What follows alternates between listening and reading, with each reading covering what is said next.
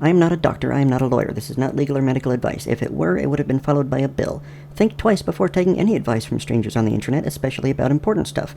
When possible, try to get information from multiple unrelated sources with different biases. Not no bias, that's impossible, but different biases. Whatever they all agree on is probably truth. Sometimes. Always consult your doctor, lawyer, and congressman before making any decision about anything ever.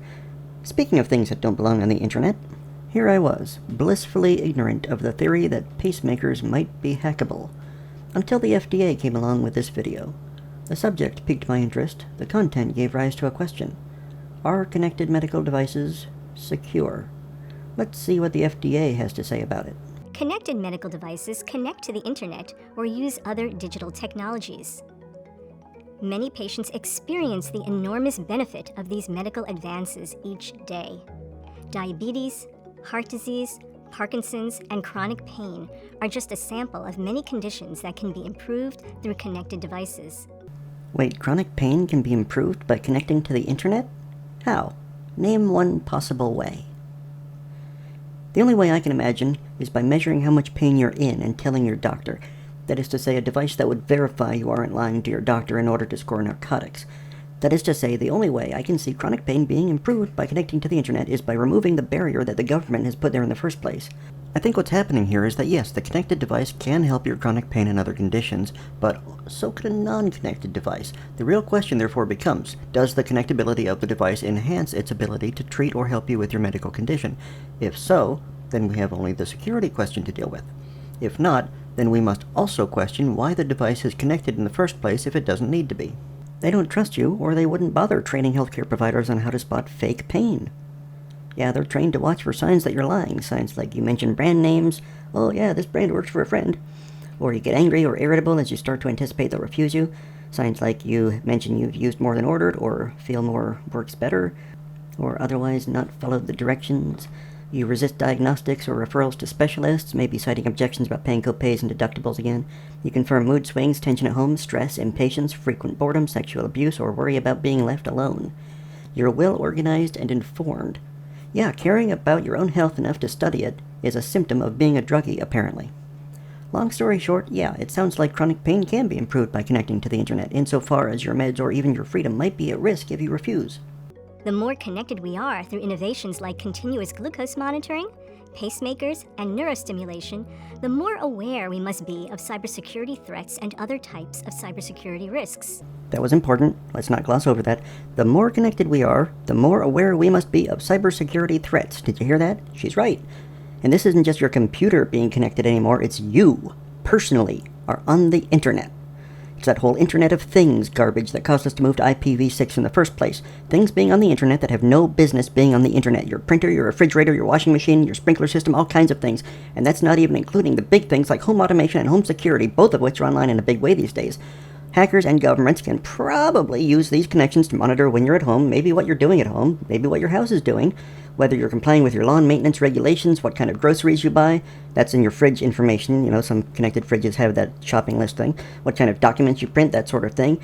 And the way the Patriot Act is structured, that may not even constitute a breach of the Fourth Amendment insofar as it may be covered by a FISA warrant. The same way they weaseled in all that NSA mass surveillance, which so far has apparently never caught a single terrorist, as far as I can find.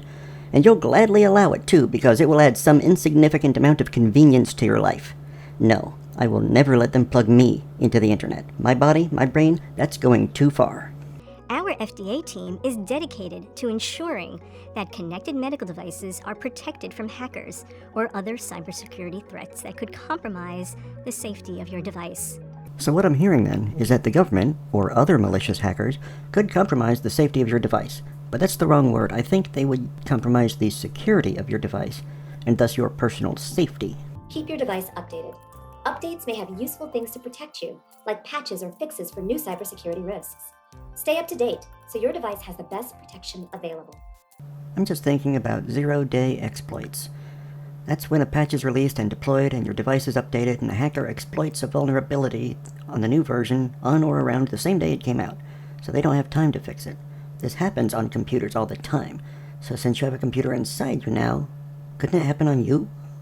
I'm just thinking of all the times when I've updated my computer's operating system, or my motherboard's BIOS, or the firmware on some of my devices. I know doing these things incorrectly can brick the device, so I'm very careful about following the correct steps.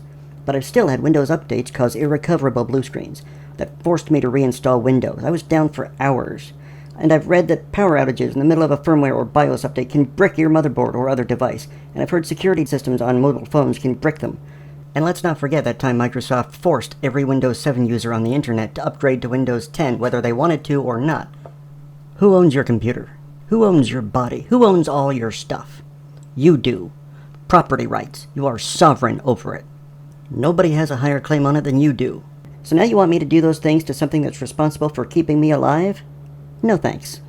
While you should ensure you keep your device up to date with any manufacturer-supplied patches, don't try to apply other fixes to the device yourself, especially ones you may find on the internet.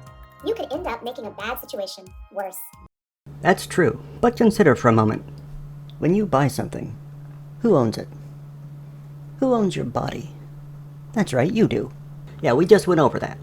So if I decide I want to apply a custom patch to my own hardware, who the hell are you to stop me?